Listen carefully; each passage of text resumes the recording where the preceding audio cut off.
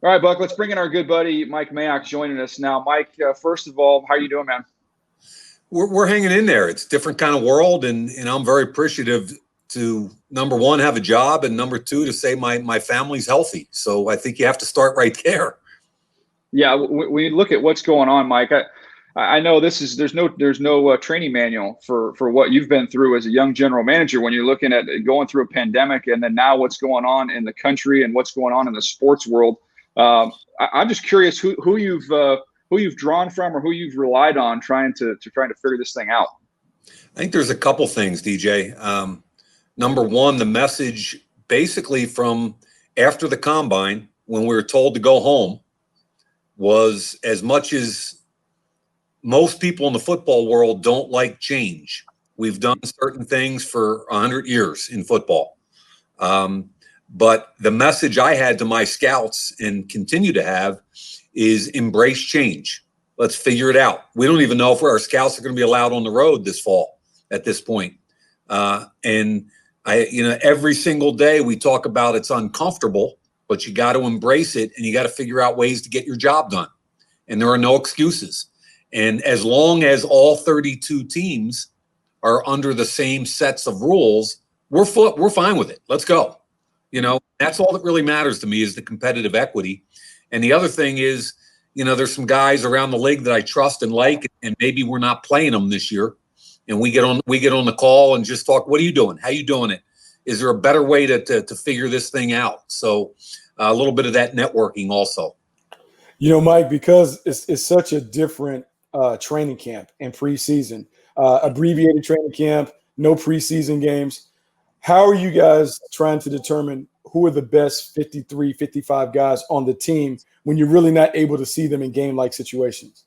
And Buck, I think that's probably the best question in today's environment. And, when you start talking about the generic conversation of what do preseason games really mean for NFL teams, and, do you need four? And what we're feeling right now, and what all the people around the league that I'm talking with are feeling right now, is it's not just about the rookies and the college free agents. It's about some of those first and second year guys that you've tried to develop within your building that haven't had the benefit now of an off season, and you're hoping are about to take a step forward and you can't watch them cover a kickoff or a punt.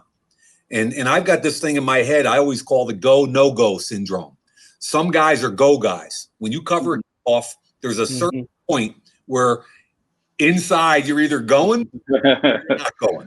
Yes. Okay. And we want go guys. And it's harder to figure out go guys unless you're willing to replicate that out in the practice field. And I think one of the things that Coach Gruden has been great with over the last week is just the conversation with me about, what do you need to see? Who do you need to see? How can we put them in situations so we can evaluate them better?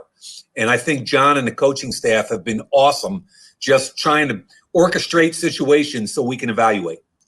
I'm curious, Mike, talk about evaluating your own team. This is the time of year where normally you're evaluating the back end of other rosters. So what is the process like this year when you don't have access to see them in any live game action outside of what may pop up on social media or what a team may post? You really got to trust your scouts' evaluations and reports. And what happens, DJ, is that more than ever, the college and the pro side are melded together during this training camp. Usually you bring the college guys in, get extra eyes during games, let them write a cross-check report. At this point, what we're trying to do is filter in all of our pro grades on guys that have been in the league, with our college grades on guys that haven't been in the league. And how do you stack it? So what you're really talking about is the bottom end of your roster, but we all know how important that is. So we're spending an awful lot of time trying to get the right stack, the right filter. We're forcing our college and our pro guys to meld together on Zoom calls. And I'm real happy with the way we're stacking things up. And, you get to the final 53 and who knows what's going to happen, but you better have a confirmation in your head of, if somebody comes available, we're going to take them. Mike, I love talking to you because I know you're the son of a high school coach. And I just wonder if some of your dad's expertise in terms of building a team from his high school days, because you don't have all the luxuries and you have to figure it out and be adaptable.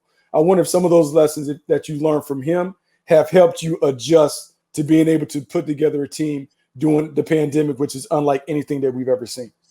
That's a cool question. And I am my father's son. And, I played quarterback and safety and punter and everything else for him for 4 years. And two things I would take away from my dad, I think, to this day. One is we were a small school, okay? And almost everybody played both ways. And we didn't have time to get guys in a freshman program and a JV program. And by junior year, like the big school mentality, they're ready to go. If a kid could play as a freshman or sophomore, my dad was throwing his butt right in there. Let's go. And that's kind of the way I feel about young guys in this league. You don't want to ruin them. You don't want to put them in bad situations. But I want to trust that we did a good job scouting them. And I want to throw them in situations where we get a chance for them to compete early. And that's important in today's salary cap world.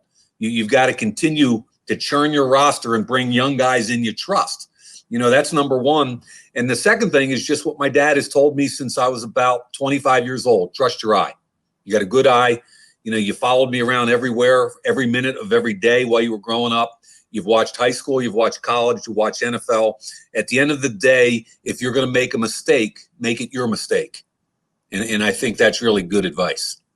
When you talk about throwing young guys on the field, Mike, you got a couple young receivers you just drafted that I was excited about when you got them, and it seems by all accounts that they're doing really well. What have you seen thus far from Ruggs and Edwards on the practice field? DJ, it's kind of a two-edged sword here, okay? On the one side, we're, knock on wood, we feel like we are who we hope they would be.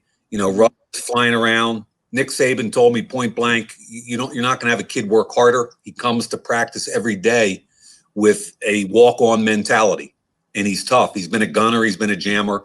We've seen all that. We embrace that. With Edwards, really good hands. Better route runner than people understand. Tough as nails. Throw the Alabama tape on if you want to question anybody's toughness. But what I'm trying to tell them and all our local press and everybody else is, you know what? They haven't gotten off press once in a game. They haven't done anything yet where we're going to sit there and anoint them. And we're going to make them work for everything. We're cautiously optimistic, but at the end of the day, all the rookies in my mind haven't done anything yet. And we got to be real careful about patting them on their butts and saying, great job. It's funny because when you talk about those wide receivers, your quarterback, Derek Carr, has been really effusive in his praise. But when I look at the quarterback position, I understand the value. You and I, we've had these conversations about the importance. You have two really good quarterbacks in that room. And even though Derek Carr is the starter, you've invested in terms of developing Marcus Mariota. Why was it so important for you guys to really have multiple quarterbacks that can play in this league? And why are you so committed to developing both guys? I think if you want to be a good football team, there's an argument to be made that you're only as good as your backup quarterback. You're one snap away, and you're putting everybody at risk if there's a drastic reduction in talent, putting the whole franchise at risk. So we are believers in Derek Carr. We think Derek's taken another step with John this year. I loved what he did with in the offseason. He had anywhere from 15 to 40 guys working out with him almost every day. We had a big group of guys here in Vegas, and I think what's important to me is it kind of confirmed who Derek is on our team, that all these guys are flying in from around the country to work out and be together. And I'm talking about offense and defense. Mm-hmm. Derek was orchestrating 7-on-7 in the offseason, him and Eric Harris. And that breeds a certain confidence and camaraderie that you guys are both familiar with. And so I feel like Derek's taking that next step John and I wanted to see. And we also felt like John and I had a comfort level with Marcus Mariota because of what we did when we were both in television, where we had him ranked and all the reps and time we spent with him. So we kind of felt like, hey, he brings a little bit different style to the table. He's a little bit more of a guy who can use his legs, can scramble around. You can run some different zone read stuff with him. You can do different things with Marcus. So we kind of feel like not only are we getting a quality guy that can come in and play if Derek gets hurt, but he also brings a different dimension to our offense. Selfish question, Mike. How's my guy Jonathan Abram doing? I think he's chomping at the bit, as you would expect. And I think that he needs to become a really good football player for us this year, and we're counting on it. You know, Mike, most championship teams are built on win the division first, then worry about the other stuff. When you built your team, do you feel like you're close to building a team that can compete and contend with any team in the division? Well, I mean, that's a veiled reference to the world champion. They're pretty good. You know, and we all three of us know they're pretty darn good, and we recognize that. And I'm not giving out any secrets when I tell you that, you know, our goal was to get faster and more athletic on both sides of the ball over the last couple of years, and I think we have. Now, whether or not we've closed any gaps on anybody, what I tell everybody in our building is we're 7-9. That's who we were last year. Mm-hmm. We shouldn't be chirping about anything else other than getting better, winning every friggin' snap, winning every meeting, get a tiny bit better, make it a force multiplier by the end of the season. And, you know, Buck, when we go down to play your old team in Carolina, we'll find out a little bit more about ourselves on September 13th. But I don't know anything beyond that. All right, Mike, this is the last question. I'll let you run. It's the most important question. How many buffets have you hit in Vegas since you've moved out there? I can't have them anymore. You know, whenever you tell me that it's the most important question, I know it's set up. And to be honest with you, I know how to get from my rental to the facility and back. So the answer is 0. And more importantly, I hope you're out of there in time to get to your tea time, Daniel, because it sounds like your work ethic has gone into pooper since Well, unfortunately, it's my golf game that's gone in the pooper. That's the problem. As I got to get out there today. I'm repping our guy Charles Davis today with the Tennessee Vols T-shirt, but I don't want to wear that on the golf course because I don't want to get laughed at in case anybody watches football. So I got to get change. You would need to put a collar on that if you want to go out with that shirt on. You don't know the golf courses that I play at, Mike. Hey, man, it's great to catch up. Looking forward to seeing you this fall here when the Raiders come out to Los Angeles, and we'll catch up soon, man. Appreciate you. Hey, stay healthy with your families, and it's always great to catch up. Good luck, guys. Thanks, All right, Mike. Mike. That was great, man.